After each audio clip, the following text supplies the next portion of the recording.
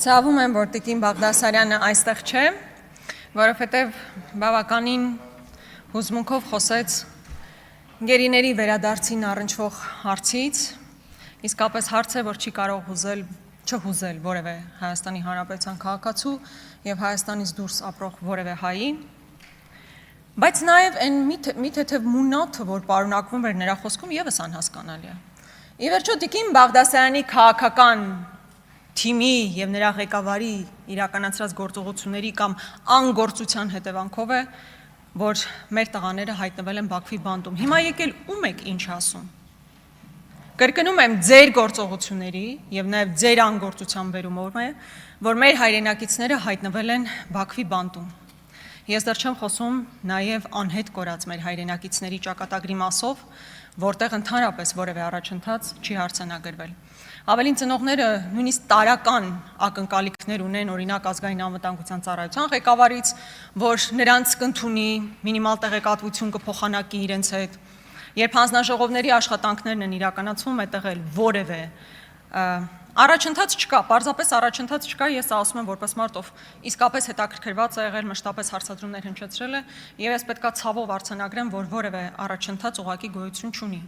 Եվ Տիկին Բաղդասարյանը ինչքան էլ այստեղ հուզմունքով խոսի, մի բան ակնհայտ է, որ հենց իր քաղաքական թիմի գործունեության կամ անգործության բերումով է, որ այսօր տասնյակ մարդիկ շարունակում են գտնվել Բաքվի բանտում, իսկ այն նույն ժամանակահատվածում, երբ Ադրբեջանը էթնիկ զտում էր իրականացնում մեր հայրենակիցների նկատմամբ, Նիկոլ Փաշինյանը ուղիղ եթեր էր մտնում եւ ասում էր, որ մեր քաղաքացիներին որևէ վտանգ չի սպառնում։ Սա է իրականությունը։ Եվ այստեղ այո, ճիշտ են մեր բոլոր հարցադրումները, որ դուք չեք անում ամեն բան մեր հայրենակիցներին վերադարձնելու համար։ Սիրելի հայրենակիցներ, կարծում եմ բավականին կարևոր հանձնաժողովի նախագահի ընտրության հարց ենք քննարկում եւ պետք է անկեղծ լինեմ եւ ասեմ, որ երբ որ քննարկում ենք ընդհանրապես հանձնաժողովի ղեկավարի ընտրության հարցը կամ որևէ հանձնաժողովի ղեկավարի պաշտոնում մեր ֆրակցիայի անդամ առաջադրելու հարցը, ունեինք հստակ համոզմունք, որ մարդու իրավունքների պաշտպանության եւ հանրային հարցերով հանձնաժողովն է հենց այն հանձնաժողովը, որտեղ կուզենայինք ունենալ նախագահի թեկնածու, որովհետև հենց ընդդիմությունն է, որ այդ բոլոր հարցերը պետք է բարձրաձայնի, եւ ես վստահ եմ, որ Տիկին Գալստյանը լինելու է Հայաստանի Հանրապետության յուրաքանչյուր քաղաքացու, առանց որևէ խտրականության, յուրաքանչյուր քաղաքացու հետ կապված խնդիրները բարձրաձայնող անձը։ Հիմա եկեք հասկանանք, արդյոք Հայաստանի Հանրապետությունում պաշտպանված են մարդու իրավունքները։ Հարցը առաջանում, որ մարդու իրավունքները։ Եթե այդ մարդը ընդունել է ՔՊ կուսակցության խաչը, եթե ՔՊ համակիր է, իր իրավունքները ամենայն հավանականությամբ պաշտպանված են կամ գոնե ոտնահարված չեն։ Որ պահից այդ նույն մարդը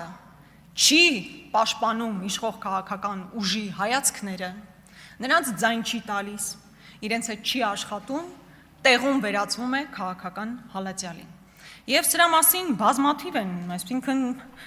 կարիք չկա նույնիսկ անուններով հնչեցնել, բոլորը սրա մասին գիտեն, երկակի ստանդարտներ է։ Նիկոլ Փաշինյանը կարող է ամբիոնին կանգնել ասել, ես ձեզ սիրում եմ, խոնարհվում եմ ձեր առաջ, բայց վստահաբար դա բացառապես այն մարդկանց է վերաբերում, ովքեր իր համակիրներն են։ Որտեվ երբ որ պտտվում ու տեսնում է, որ իր համակիրը չի, ասում է դու ինչու չես զոհվել։ Ես դες հələ կսատկացնեմ, գետնին կպարկացնեմ։ Սա է ընդհանուր մոտեցումը։ Սիրել եւ խոնարհվել մարդկանց առջեւ, ովքեր քո համակիրն են, եւ գետնին փռել, ասֆալտ փռել, հետո ասֆալտին փռել մարդկանց, ովքեր քո համակիրը չեն։ Մարդու իրավունքների պաշտպանության մասին մոտեցումը բացառապես այս հայացքով ու երկակի ստանդարտների այս մոտեցմամբ է, որ իրականացվում է Հայաստանի Հանրապետությունում։ Ու սա վերաբերում է սովորական Հայաստանի Հանրապետության քաղաքացիներին եւ տարբեր ոլորտի ներկայացուցիչներին։ Այդ թվում նաեւ բիզնեսի։ Օրինակ Գագիկ Ծառուկյանին պետք էր այդպես անմարդկային ձևով գետնին տապալել, բանտարկել, բիզնեսները խլել, իսկ նրանք, ովքեր այս իշխանության համակիր բիզնեսմեններ են, իրենք խնդիր չունեն,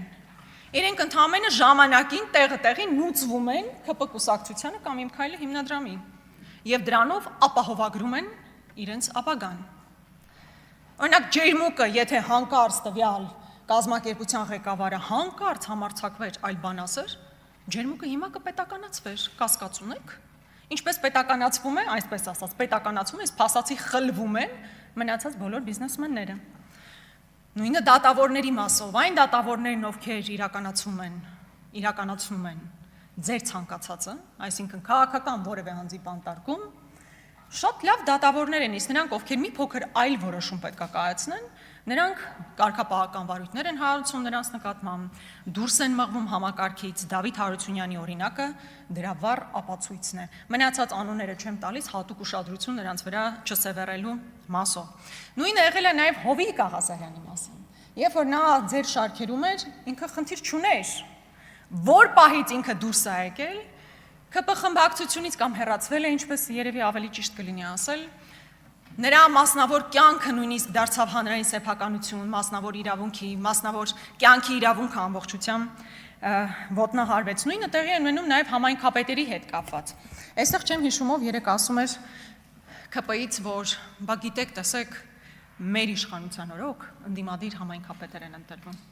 Շատ լավ է, կարող են ընտրվել, բա հետո իրանց հետ ի՞նչ է տեղի ունենում։ Պարոն Ասլանյան, ձեզ հետ ի՞նչ տեղի ունեցավ։ Դուք ընտրվել էիք։ Պարոն Ասլանյանը բավարար թվով ձայներ ուներ, որպեսզի ընտրվեր համայնքապետ, բայց նրա նկատմամբ իրականացվեց հասկանալի է ինչ, քաղաքական հետապնդում, մարդը գնացել եւ նստել է։ Եվ եզակի դեպք չի հո պարոն Ասլանյանի դեպքը։ Բազմաթիվ են նման դեպքերը։ Եվ այսօր էլ կան այո ընդդիմադիր համայնքապետեր կան, բայց ձեր այսպես կոչված իրավապահ համակարգը մեխանիզմները հո պարապ չեն նստել, գալիք ընտրություններից առաջ լավ էլ քայլեր ձեռնարկում են դրա մասին առաջիկայում էլ կխոսենք, որպեսզի թույլ չտան որևէ ընդդիմադիր համայնքապետ Հայաստանի Հանրապետությունում ուղղակի գոյություն ունենա։ Շատ կարևոր է պրիվենտիվ, բայց եթե չի ստացվում պրիվենտիվը, հետո այլ քայլեր են, ավելի կոշտ քայլերի են գնում։ Մասնավոր կյանքի անձեռնմխելիությունը իսկապես ֆունդամենտալ իրավունք է, որը ամբողջությամբ ոտնահարված է Հայաստանի Հանրապետությունում։ Կարծում եմ ձեզ համար եւս նորություն չի լինի։ Այսօր Հայաստանում նույնիսկ երկու մարդ իրար հետ զրուցելիս փորձում են կամ շշուկով խոսել, եթե քաղաքական դիրքորոշման մասին պետք է խոսեն, կամ հեռախոսը հեռու միտեղ դնում են, նոր սկսում են շփվել։ Կարծում եմ դա շատ տարածված բնական միջավայր է դարձել յուրաքանչյուր Հայաստանի Հանրապետության քաղաքացու նկատմամբ։ Ընդ որում, եթե խոսքը վերաբերեր բացառապես ընդդիմադիր գործիչներին, ես այդտեղ կհասկանամ, ես էլ հո վաղուց գիտեմ, որ մեզ լսում են։ Բայց երբ որ Հայաստանի Հանրապետության ցանկացած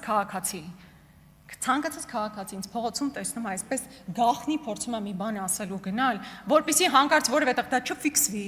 որպեսզի հետագայում նրա նկատմամբ քաղաքական հետապնդում չլինի, դա ուղղակի խոսում է իրական մթնոլորտի մասին Հայաստանի Հանրապետությունում, որովհետև այն վախի մթնոլորտը, որ դուք տարածում եք, չի կարող իր հետևանքները չունենա սովորական քաղաքացիների վրա։ Գործից աշխատանքից հեռացումներ, Facebook-յան ստատուսի, ուղղակի մի քլիկով մեկին լայքելու համար մարդիկ հեռացվում են աշխատանքից։ Մասնավոր կյանքի մասին խոսելիս, վերջերս Գագիկ Ծառուկյանի ընտանիքի հետ կապված մի իրավիճակ ստեղծվեց, որտեղ մարդու մասնավոր կյանքի ու ընդ որում չապացուցված դրվագներ դարձան հանրային սեփականություն, որը մարդու ուղղակի արժանապատվությունը նվաստացնելու եւ բարելավելու նպատակ է ունեցել, ուրիշ ոչինչ։ Կամ երբ որ արդեն ազգային անվտանգության ծառայությունը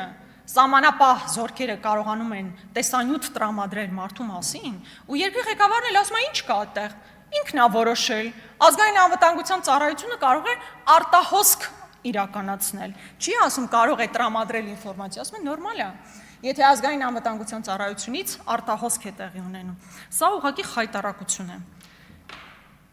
Կանանց իրավունքների մասին խոսեցինք, պարոն Հարությունյան, խայտառակ անեկդոտ եք պատմել։ Խայտառակ, հուսով եմ գիտակցել եք։ Նույնիսկ մի քանի տղամարդկանցով նստած այդ անեկդոտը պատմելը արդեն ամոթ է։ Բայց դուք եկել եք ազգային ժողովի դահլիճում նստած եք դա պատմում։ Լավ չի։ Դա խայտառակություն էր ուղղակի։ Երբ որ խոսեց ԿՊ-ական կին պատգամավորները խոսում են նրա մասին, որ իրենց ընտանիքներ են մտնում եւ այլն, ես ուղղակի իմ գործընկերներն էլ կին գործընկերներն էլ գիտեն, կարող են դուք անձնապես ինչ-որ բան չեք ասում, բայց այդ կողքի ինֆլուենսեր կոչվողները, բլոգերները, ֆեյքեջերը տեսել եք ինչեր են տարածում,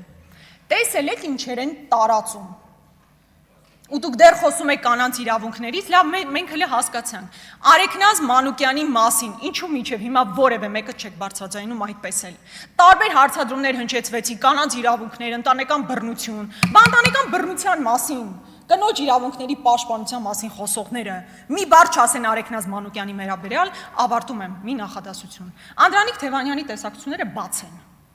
Արեգնազ Մանուկյանը, որ անցնում է այդ գործով, զրկված է իր երեխայի հետ շփվելու հնարավորությունից։